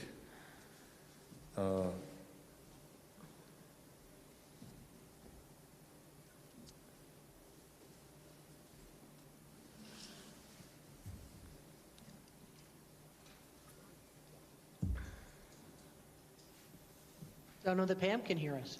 What about now? We can hear you now, Ms. Higgins, so please. So I Thank logged you. It's out, good to logged be back good in. to hear you. Please make your comment. So Pam Wicks wrote a really wonderful letter to the board members. I'm not sure who else she copied there, but I would encourage the facilities committee to reach out to her. Those of you that were on the board with Pam, she worked really hard on all of this. It was a big initiative for her. And in terms of saving time, because I think time can be of the essence, she would be a phenomenal resource. So Pam, if you're listening, sorry that I'm volunteering you. Barb, I'm sorry, Pam who? This is Pam Wicks, I believe, Pam Wicks, is who sorry, she's I'm referring sorry, I to. didn't hear you say that. Sorry about that. Yeah, she wrote, a really good letter, and she would be a wealth of knowledge. Plus, her kids are in the process or have just finished or just starting. She's got a lot of just sort of input into the day-to-day running of the school now. So I'm just sort of calling out attention to her letter, and she'd be a really good resource for us. Thank you, Ms. Higgins, and I believe that letter was addressed or referenced or referred to the chair. Ms. Smith, did you get the letter from Ms. I Wicks? did. I think everybody here did. Excellent. So thank you. And thank you, Ms. Higgins, for your recommendation and your comments. Can you hear me? Mr. Parker. Can you hear me? We can hear you. Okay, thank you. As someone in the community relations, I think, Runlet is a huge project, and maybe we should put it as an agenda item to strategize as a full board on how we would like to roll this out to the community again. I don't think it's necessarily going to be popular with everyone, and I think we need to be very as intentional as we can be, using all what the facilities committee's done, but also thinking about how can we bring this to the community and get their support. Thank you. Thank you, Mr. Parker. Ms. Smith, would you like to address his concerns? I believe the plans would be to have full public hearings. Is there anything you'd like to comment on? I think so. According to the way that I understood things to go, we would have to vote to sort of start this schematic design process, and that is where we would really rely on multiple community forums. It definitely isn't something that's going to be done, in a bubble.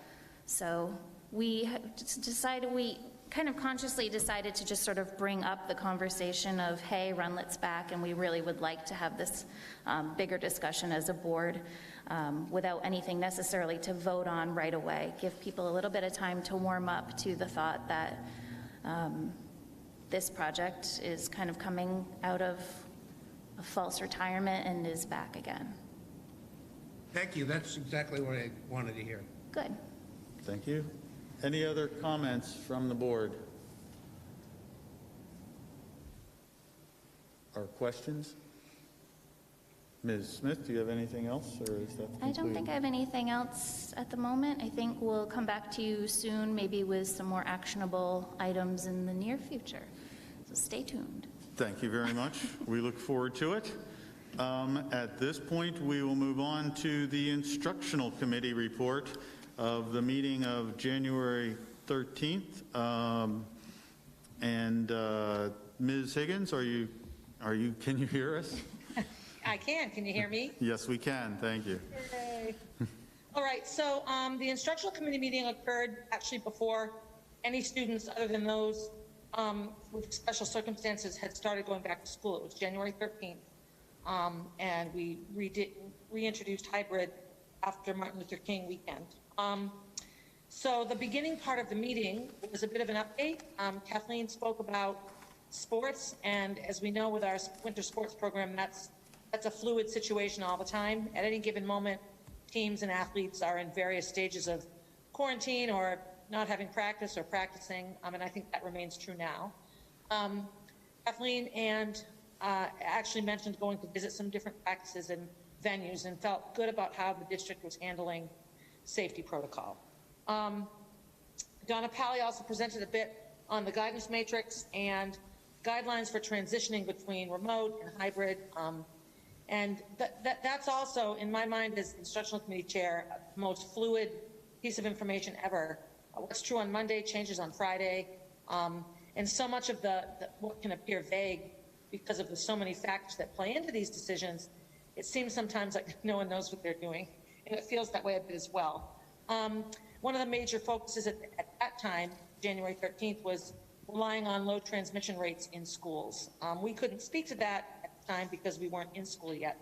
But that has been a big push, as we've all seen politically and on the news, around getting kids into schools, is the low transmission rate among students to students or teachers to students or vice versa in the school buildings themselves. We also, that sort of led into explaining how things would look. Our elementary hybrid program, it remains essentially the same as it was in the fall, with 2 in-person days, and then 2, your home days are asynchronous, where you're completing work that's assigned. And Wednesday is a flex day for meetings and activities and special ed things. Middle school and high school have switched to 4 days of instruction, and this was very much fueled by the lack of support, or the unhappiness, not lack of support, I take that back. The lack of satisfaction and concern around how hybrid was, especially the middle school and the high school, around the 2 days of instruction and then sometimes 5 or 6 days in a row with no instruction. So a program was put in place that's happening now. Middle school has been at it since Luther King weekend. The high school started today. And that has not come without consternation and disagreement and stress and frustration as well. This is something I think that will be an ongoing source of conversation and meetings and discussion on the instructional committee in the weeks and months to come. I think this will continue to be a fluid situation. One of the concerns brought up is that the temperatures aren't being taken. Again, this comes from the Department of Health and Human Services. It comes from our school nurses, and so that step has been taken out. There's been some concern from parents around that and teachers, and rightfully so. Everything is worry-causing these days. I'm looking forward to our next meeting to really hear about how things are going. At the middle school and high school, I know that nothing has gone bumpy lately. I think it's our job as an instructional committee, and we talked about this before, to make sure that teachers have the technology that they need and the support they need to make instruction happen in a way that's acceptable and efficient and is working at all grade levels. We received a notice of a what do you call it? A questionnaire given to teachers around how they felt about the 4 days of instruction, because of course this requires teaching the kids in front of you and teaching the kids at home at the same time. This is a very, very hot topic, not just in Concord, in districts statewide. Many districts have been employing hybrid instruction this way since September. Others are like us, just starting it now. So this, I think, also needs to be something that the instructional committee continues to monitor. We heard from Paulette Fitzgerald and Mike Reardon, middle school and high school principals, around their plans and hopes for support. I know there have been meetings and discussions about this since our instructional committee meeting. All of these things will be discussed at our next meeting. When this was done Bob Belmont gave a wonderful presentation on the Concord Special Ed Parent Advisory Council. CPAC is the acronym. This is in the beginning stages of being formed, and committee members being chosen and getting parents involved. But essentially, I think it will provide important support for our special ed staff, families, and students in the district. It was actually a very positive piece of a difficult meeting. Nothing was set up to vote on. There was nothing that we needed to take action on. It was just an informational meeting to see where we were instruction-wise and to listen to Mr. Belmont's special ed presentation. Bob, I see that you're here. If there's more you want to add to that, I'm happy to hand it over to you for a bit. Thank you very much. The Special Education Parent Advisory Council would give our students and their parents a voice. It would activate parent involvement, and it would provide a broader opportunity to communicate with parents. And most importantly, it would create a leadership team where parents would be together and provide training for other parents. And we would look to the school board to have representation, as well as other parents joining us in roles of co-chairs, resources for other parents. We would look to create a website that would be highly interactive and provide parents, all parents, to be welcome members of the Special Education Parent Advisory Council. The other piece that I would be very excited about is the opportunity to provide monthly trainings for parents and an ongoing support with resources from preschool right up through transitioning to adult services or going to college. The final piece that I'd love to guide a Special Education Parent Advisory Council is that Concord is very inclusive. And what I would love to see our Special Education Parent Advisory Council create is a community inclusion awards, which would be celebrating those people who are in our community who demonstrate inclusion. And we would celebrate that on an annual basis. But my big takeaway is that it's a perfect time to create our Special Education Parent Advisory Council, and I would look to that kind of support from the board.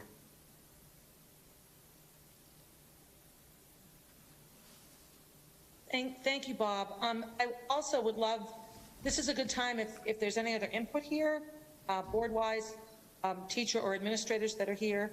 This is an initiative that will affect positively anyone that really wants to take part, and even those who don't. But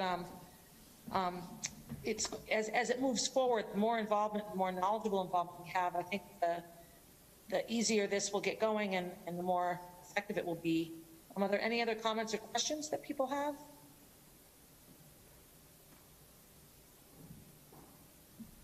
I think this is great. I think this initiative is really good because people, by nature, the nature of these of disabilities in general, people are very, very frustrated. So the more we can do to give them a voice and an avenue of grievance or just an avenue of listening, the better. So thanks, Bob, for initiating some of this. We appreciate it. And thank you for that kind of endorsement, because I think it can happen through parents reaching out because they've become the experts, groups that get together for targeted topics that we need to support, and it'll be of all different kinds of support, but we need to care for each other, and this is a perfect time to really grow the Special Education Parent Advisory Council. Thank you, Bob. Anyone else? Dina. Yeah, I want to echo what Bob said. I really think this is a great opportunity for parents to lean in and to help support each other, because in addition to the pandemic and all the stress that parents are going through with their kids and the educational fluidity that we're experiencing. I think that parents of kids with disabilities who are home during this pandemic are really needing extra support, and there's an opportunity to really lean in and support each other. Excellent. Thank you, Gina. Anyone else? All right, then. That concludes my report on the instructional committee meeting. Thank you. Thank you, Ms. Higgins. Thank you, Mr. Belmont. For those listening at home, we realize that there were some instances of feedback, and we're taking the steps to try to minimize that. But I very much appreciate the report. Can the people in the auditorium still hear us? Yes, we can. Gina, can you hear us? Gina, I don't think so. We can't hear them either. No, I think we may have somehow been booted. I'll send a text message. No, actually, Well, we can have our own meeting. You guys are all still on. Mr. Dunn, can you include them? How about now? Now we can hear you. Excellent. We could hear you. We were getting some feedback, and I believe you got muted for just a few minutes. But if anybody has anything to add to the report, go right ahead. Otherwise, thank you. Thank you, Jim. Yes, thank you, Ms. Higgins. And Mr. Belmont, we look forward to hearing more in the future.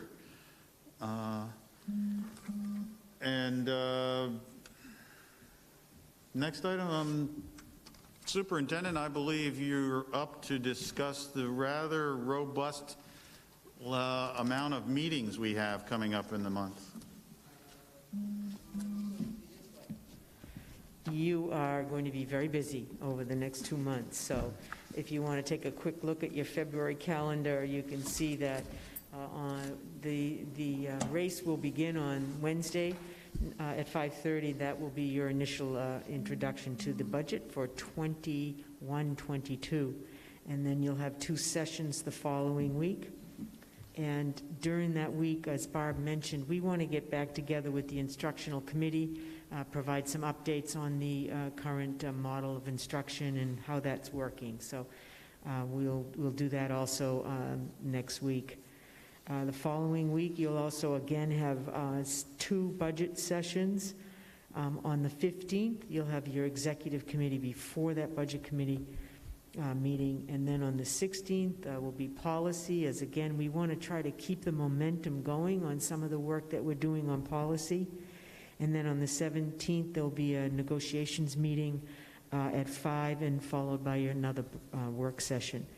I might say that you'll get a bit of a reprieve as we get into the winter recess from the 22nd through the 26th of February. Following month, March, again, very busy. Much of it focused on your budget. 1st and 3rd of the first week in March. Same with the 8th and the 10th. Now, you do have some open sessions there, so you will decide as we move along through the process, what do you need? Do you need more time? Do you want specific kinds of information or presentations to help you with your decision making? And so you see those open sessions. We also will have on the 10th, which is a very important one, will be the high school registration numbers as well as the CRTC enrollments. We'll have a much better idea by mid-March, given that we are working with youngsters who are either tuitioned or are sending school to CRTC. So that's why we kind of hold that one off. And then again, public hearings, really important time for the public to come out, hear about your budget, hear about your proposals, give you feedback relative to those proposals, and that will happen the week of the 15th. You'll have 2 meetings that week. Again, also included that week will be another instructional meeting. Again, that's the committee chair wants to continue the discussion so that we have open discussions around what's happening.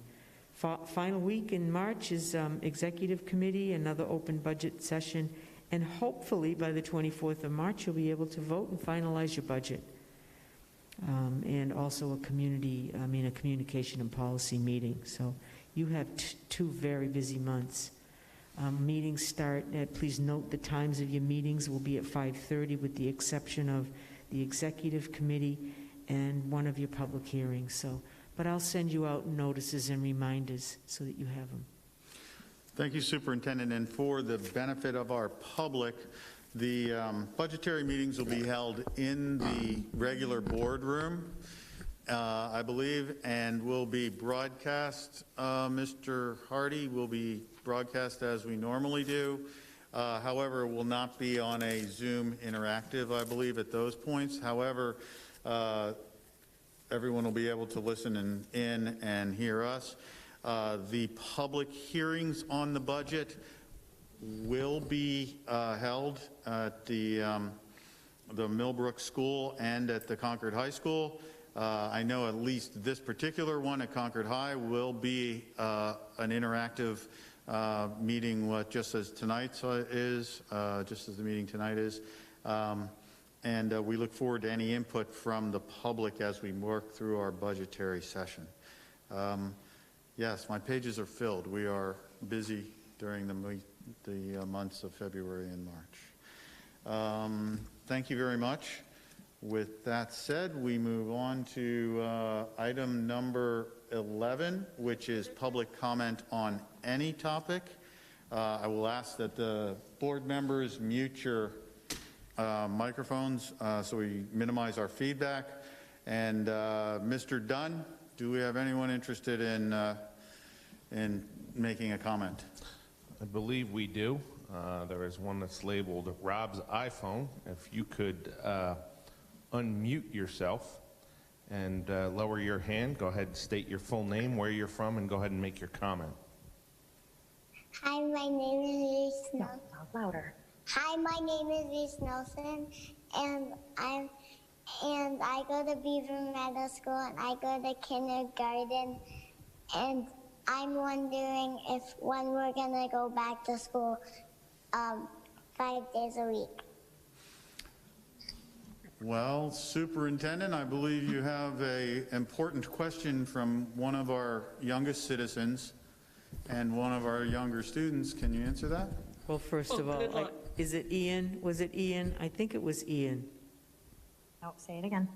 Hi, my name is Reese Nelson. Reese Nelson. Well, I appreciate the question, and I want you to know that there are a lot of people who want to be back in school, and they want to be with the boys and girls at your school at Beaver Meadow and in all the schools in Concord. And unfortunately, until we have a better handle on our pandemic that makes some people sick, we have to be very, very careful. And we can only have so many boys and girls in the classroom. So in your kindergarten class, you probably have total of 15 boys and girls, but we can only have about 7 or 8 in your classroom because we want to keep spread apart by 6 feet. So as much as everybody in this room wants to bring all the boys and girls back, I'll be the loudest cheerleader for you. We have to follow all the rules that we put in place because everyone wants you to be safe, and no one wants you or any member of your family to get sick. I promise you this, we will work as hard as we can to get you back as soon as we think we can, so that you can be back with your teachers and all of your friends. And thank you for letting... Thank you for listening. Thank you, Reese. Do you like going to school? Yeah. Yeah, that's awesome. Well, I might just come out there and visit you. Do you come to school 2 days a week? Yeah. All right. Well, you know what? I'm going to come out there and I'm going to visit your classroom. I have visitors off. Thank you. Thank you for calling. Mr. Dunn, that's a tough act to follow, but is there anyone else that would like to comment? That cleared the field. Everybody just hung up after that call. No. I don't know that anyone could express our desire to get everyone back into school like we were a year or so ago, any better than he did. So that was a great call. Do we have anyone here in the auditorium that would like to make a public comment? Not seeing anyone. Last call, Mr. Dunn. I don't see anyone. All right, thank you everyone who have listened and participated this evening. At this point, I would like to make a motion to go into I'm sorry, Ms. Walsh. I just had two questions. Sure, go ahead. I didn't call for any further business, I should have. First, on the calendar, we had discussed, I have no idea when we would hold it, but a Capital Facilities Finance Committee meeting to finalize bringing something forward on a Runlet RFP. So Ms. Walsh, as a chairperson of the finance, or Ms. Smith, do you have a proposed date with regards to that I can notify the superintendent that we'd like to have a meeting? I wonder if it could fit in on the budget day of the 10th, where we're already talking about capital facilities, maybe? If it's something that could be added to that agenda or separate from that? Superintendent or Mr. Dunn, do you have any comments with regards to the adding it onto, I believe you were looking at February 10th? February 5th? 10th. No, 10th. not February 10th. 5th. When is I'm looking quick here to the Capitol. February 10th. February 10th. That's right, February 10th. Would it fit there, or? This is to speak about Runlet? Yes. Yeah, anything specific at Runlet? Oh, I believe it was about requesting an RFP to start the schematic design process. Oh, okay. Yeah, we can do it then. Okay. Does that meet your needs, Yeah, both Chair? that's fine with me. All right. Would we put it ahead of the meeting? Like, would we meet maybe 30 minutes earlier to have dedicated time to that specific piece? Or would it just be folded into the budget meeting? I'm not sure we're going to be meeting much earlier since it's scheduled at 5:30. And that's usually about as early as we meet. But I will leave that to the two chairs. I don't, whatever works best for the people that are putting a meeting on. I think we probably We'll have get to through meet the after, budgetary- so the capital facilities can do a recommendation for the March meeting. Is that so? So it could come after the budget part. We could get through, having sat through 9 years of budget meetings, they take the whole time just getting through everything. So it's not like you can, break for 10 minutes to talk about something specific. I also think this Runlet information is important enough to have dedicated time. So if it's something that would be then suggested to the March meeting, then we could get through the budget and then meet about that specific part when we were done. Does that make sense? That makes sense to me. Yeah, that's fine. So let's I would be inclined to tentatively schedule it and let the two chairs have a little further discussion with Mr. Dunn and the superintendent as to timing and whether or not we can fit that in to a budget session, or if we need to take that tentative date and move it to its own time frame. So, but if that's okay with the two chairs, let's follow up on that. Thank you. And then the second issue was actually a follow-up on Reese and the parent who was here tonight. And, I hope that our teachers get vaccinated quickly and our support staff, and that some breaks out in the state. But I think that is going to increase the questions about when we're going to go 5 days a week. A lot of parents are being asked to put deposits down for schools next year. Some that are currently in private schools and want to come back, some that are currently in our schools and do not want to do another year like this. And so I guess my question to the superintendent is, when are we going to see some options? Because I don't believe that, I hope we can, but I don't believe we can count on children being vaccinated by the time school opens next year. They're just starting to test vaccines on on children. So if that's going to be our decision point, I think we need to start those discussions sooner rather than later. Right, we are starting them internally to come up with some ideas. But I think we mentioned last time, I mean, there's going to be some things that you have to consider around your protocols. The schools that are in place full-time don't have 6-foot distancing. If you look at doing between 3 and 6 foot distancing, you'll be able to get most of your students back into a classroom and have a full classroom. Now, there might not be a lot of furniture in that room. They might have to remove some things to take full advantage of the 800 to 900 square foot classrooms, but there are alternatives to it. And so we will present some ideas to you relative to the fall. But I'm very hopeful that we will have our youngsters back in the fall. I know you're talking about vaccines. They're looking right now for June for ages 12 to 18 for a vaccine. They're already testing that for that age group. It's the youngest ones that they're worried about, the ones below 12, and the impact of a vaccine on our young students. So I get what you're saying. We are beginning discussions with our principals. What could we do? How can we bring them back? But I think first and foremost, I have to make sure that our staff, it's really the adults that this has impacted the most. Do you know that you've only had 54 total positive cases in your district since August? 54. I just looked at it today on the dashboard. We've really done very well with the students. It has to do with the impact that it's had on adults more than the youngsters. And I agree with that, and I think that's why, and I think a lot of families agree with that, and I think that's also why they're asking, once educators have the opportunity to be vaccinated, and if that happens in April and May, then I would are my like to kids going to try- be able to go back to school? If I thought we could have our teachers vaccinated in April and May, I would recommend to have you bring the kids back. Because that's when I think we would be safe.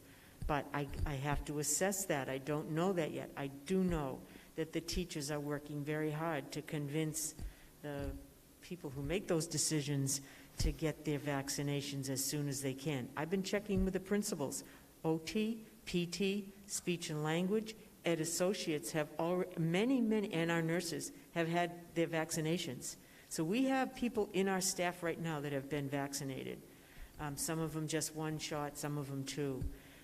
But we're working as hard as we can to get them vaccinated. So we'll see how that plays out.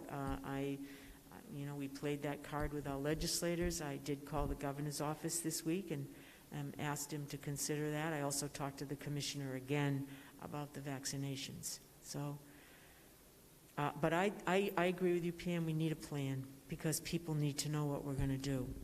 My goal is to bring all kids back in the spring if possible, if not in the fall. Thank you. Thank you. Mr. Weinberg. Following up on this, I also want to flag the newsletter that came from the superintendent's office today, that now the over 20 testing locations are offering priority access to students and school staff, one of which is in Concord, the National Guard test site. Right, So, and we've had folks that go there too and take the tests. I want you to know that we just received our grant allocation from the federal government. As you know, that was the second round of ESSER grants. Those are the elementary, secondary awards that are given. We received, as a school district, $4.3 million to be able to support anything having to do with the pandemic.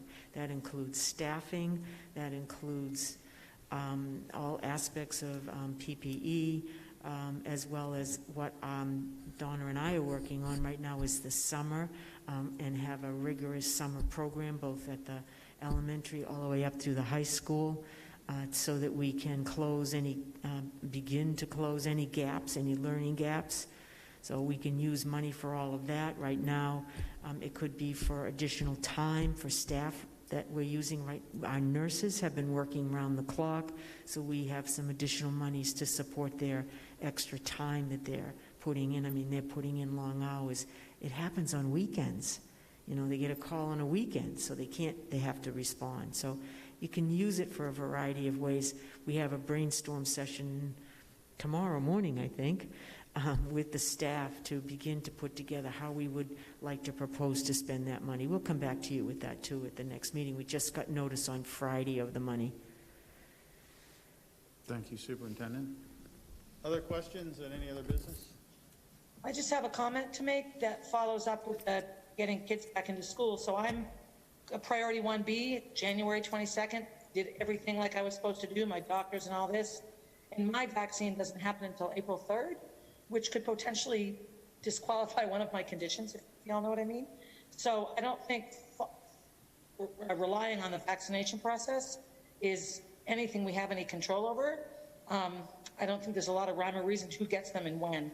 So I would hate to pump up the confidence of people, oh good, I'll get a vaccine now, until the distribution is cleaned up quite a bit. So I just hate to rely on that.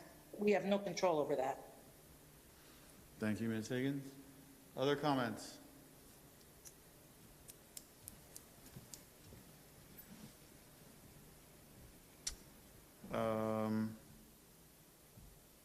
In that case, let's see. Jack, did we,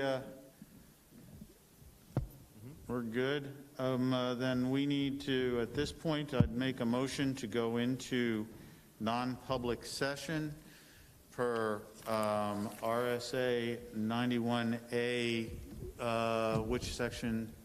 Can you help me with this? Right. Section 2:3. Section 2:3, which has to do with matters discussed in personnel. So at that time, let's see, I've made the motion. Do I have a second?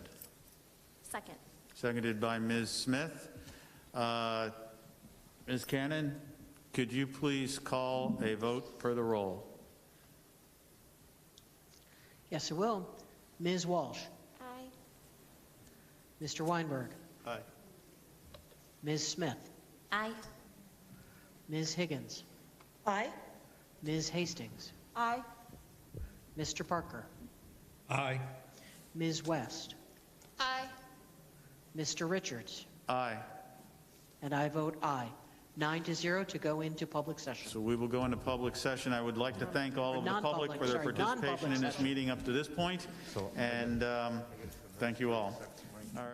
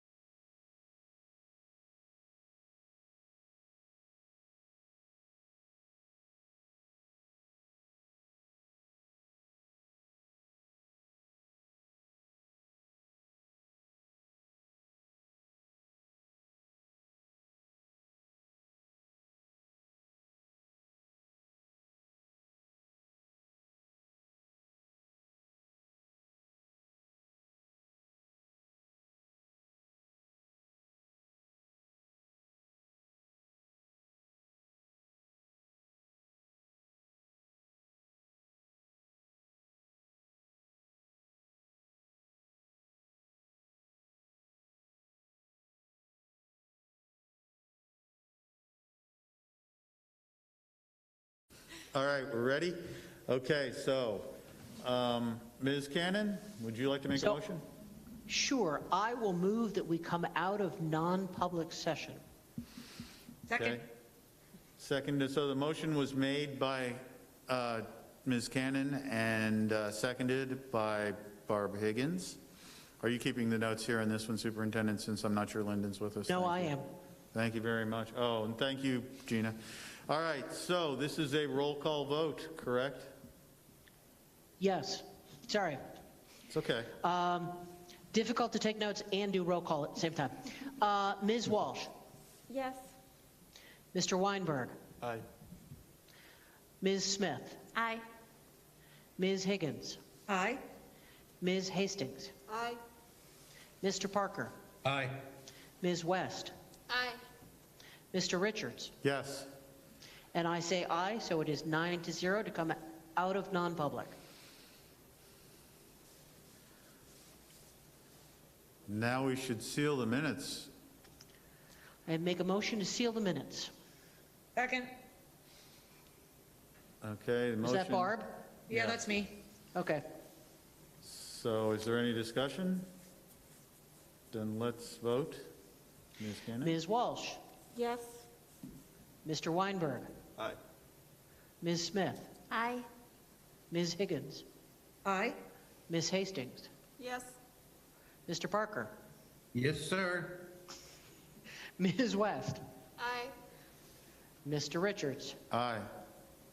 And I say aye. 9-0 to seal the minutes. Can I get a motion to adjourn? So moved. Moved by Ms. Walsh. Do I have a second? Second. Seconded by Ms. Hastings. And this is a voice vote. All those in favor signify by saying aye. Aye. Any opposed? We're adjourned. Thank you, everyone. Adios.